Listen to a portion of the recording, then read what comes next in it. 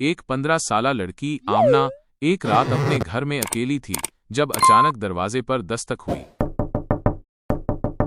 उसके वालिदैन को अगले इतवार तक वापस नहीं आना था और वो किसी मेहमान की भी तवक्को नहीं कर रही थी। आमना दरवाजे के करीब गई और पूछा, कौन है? दरवाजे के दूसरी तरफ से एक अजनबी मर्द की आवाज आई, आमना, एक हादसा हो गया है, तुम्हारे वालिद अस्पताल में हैं। आमना ने फौरन दरवाजा खोलने का इरादा किया मगर अचानक रुक गई और पूछा, आप कौन हैं? आवाज आई, मैं तुम्हारे वालिद का दोस्त हूँ। आमना ने पूछा, मेरे वालिद का नाम क्या है? अजनबी ने दुरुस्त नाम बताया, लेकिन आमना अभी भी मुहतात रही। उसने फौरन अपने वालिद को फोन किया।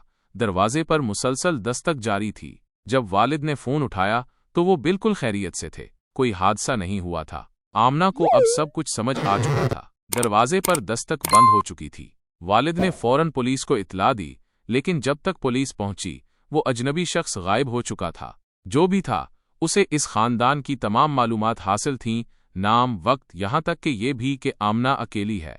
आज तक ये राज नहीं खुल सका कि वो कौन था और क्यों आया था।